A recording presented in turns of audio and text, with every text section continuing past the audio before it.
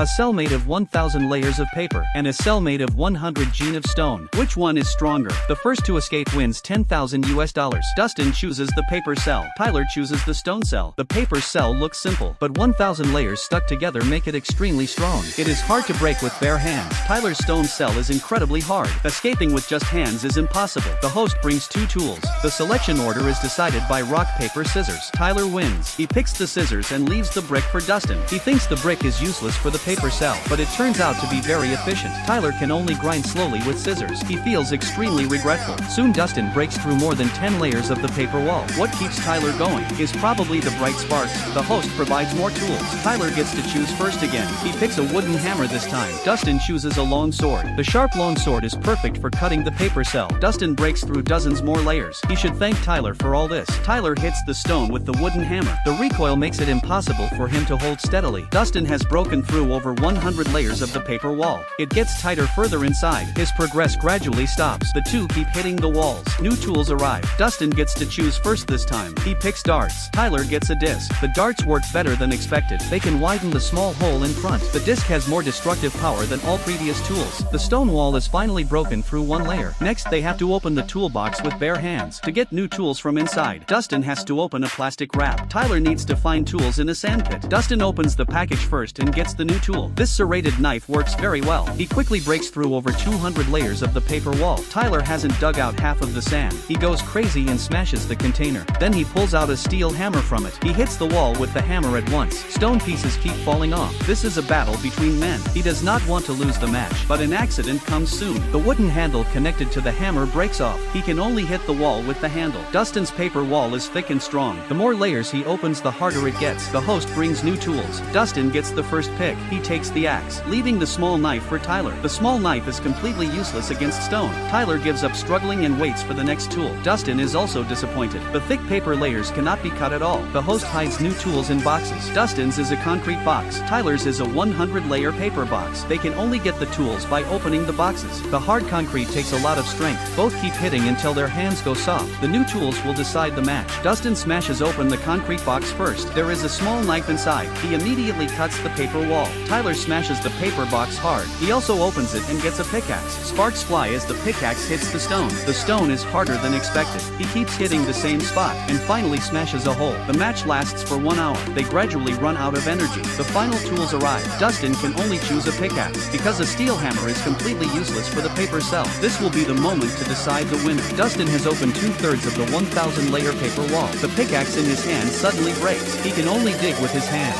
Tyler gets the hammer and is full of confidence. 7 men are trapped in different deep pits by the sea. 6-meter-high walls separate them all around. This means they cannot help their teammates right away. Everyone is in a different environment. They win $10,000 if all escape. Do you think they can succeed in the challenge? There is a tree growing against the wall in Drew's pit. He plans to climb up the tree to escape the pit. Such a thin tree trunk. No one knows if it can bear his weight. In Cave's pit, it is filled with a lot of gravel and waste. He plans to pile these up at the corner to make a foothold. Max's pit has a high point at the start, but it is obviously still far from the exit. There is a sewer in the middle, but the entrance is very narrow. Does he have to drill out from here? While others are still thinking of ways to get out, Black has already started to climb directly. His pit has a special terrain. Both sides are very narrow, so he can use his hands and feet directly, prop against the walls and climb up. Only 2.5 minutes. Black becomes the first to escape. Hearing the news, the others are very excited. After all, next, Black can help others escape. He comes to Drew's pit. Drew tried to climb the tree several times just now. All ended in failure, mainly because the top branches are too thin. It shakes and cannot support him after climbing up. Luckily, Black helps him this time. He reaches out and pulls Drew after he climbs to the top. With this, he successfully grabs the steel bar at the top of the high wall. Becomes the second to escape successfully. Looking down from the high wall, it really triggers acrophobia. The two even stand on it talking and laughing. While talking, the two notice Toby is ready to climb. He jumps up on the spot, grabs the window on the wall, then adjusts his body position constantly so that his feet can stand on the windowsill. I have to say, Toby's physical fitness is top-notch. He even climbs the high wall all by himself. Cave's preparation is almost done. He uses gravel and a piece of wood to pile up a place to stand on. It is very stable to step on. Cave grabs the wire exposed on the wall to climb further, uses the gap above as a support point, successfully climbs over the high wall. Callum's situation is similar to Toby's, but his window is much lower. There is still a long distance from the top after climbing up. Drew decides to put his foot down for him to grab. Toby beside helps hold his body to prevent falling. Facing such a heavy burden, even the guy with with 8-pack abs, can hardly bear it. His face looks terrible. Luckily Callum lives up to his teammates' trust, climbs to the top successfully. 40 minutes pass. 2 teammates are still trapped below. Their pits are the deepest. Max piles all tires at the corner. The remaining height still makes him desperate. The next second, he pulls up a small tree. Then he calls his brothers. Lets them hold the tree root to test it can bear his weight. Max starts his climb.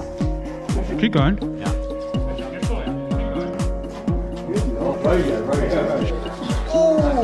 As Max escapes smoothly, only Sasha is trapped now. He has really bad luck. He picked the hell difficulty pit, unless he becomes an angel. Otherwise he cannot escape alone. So teammates quickly start a rescue operation. They take off their coats and tie them together. Through the small tree brought out by Max, try to pull Sasha out from 3 directions. Inventive as hell.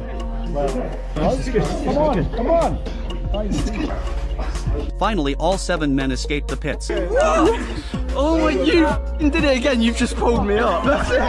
3 people take on the non-Newtonian fluid challenge. You can only stand on it by stepping non-stop. If you stop you will sink. The last one standing wins $10,000. The 3 keep stomping their feet. They must apply even pressure while stepping. The metal bucket is very small. They can only move within a small area. Next they need to complete challenges from the host without sinking. The host takes out a basketball hoop. The one with the fewest baskets gets a punishment prop. Blondie makes it the first time. He misses the next 2 times. He seems to be in danger. Next is George. He fails the first 2 times but makes it the last time. He ties with Blondie. Last is Jack. He misses all 3 times. Their legs keep moving, making it hard to keep balance. Finally the host puts a 10-pound backpack on Jack. 5 minutes of punishment ends. He uses a lot of energy. The second challenge is holding an egg in your mouth. The first one to drop the egg gets punished. They have been stepping for 15 minutes. Their energy is running out. They must keep the egg from falling. Soon, George's egg drops. Then Jack's egg drops too. But George drops first. The host ties 2-kilogram sandbags to his calves. He keeps walking. The sandbags are removed after 5 minutes. The third challenge is throwing darts. Jack hits once out of 3 tries. He gets punished. The host ties his hands and feet with tape. His legs are restricted. Jack sinks into the fluid quickly. He has to give up the game. Only Blondie and George are left. Time passes fast. Next they challenge table tennis. The first one to drop the ball must stand still for 6 seconds. Both play table tennis. Blondie accidentally drops the ball. 6 seconds is a long time. His feet sink. Time is up. He quickly pulls his feet out and keeps running. The final challenge is standing a water bottle. They need to stand a half-filled bottle on the table while moving non-stop. Even small movements make them fail. George starts challenging. His final score is 3 points. Blondie feels great pressure. He tries his best, but only gets 1 point. The host tells him to wear slippers and keep walking. Slippers increase resistance when sinking, making it hard to keep the rhythm. Punishment ends. No winner yet. The host tells them to change their walking style. Use one-legged jumps. Both struggle to jump. They are very tired. Finally Blondie can't hold on first. He has to give up the game. Congratulations to George for winning the $10,000 prize. If it were you, how long could you last?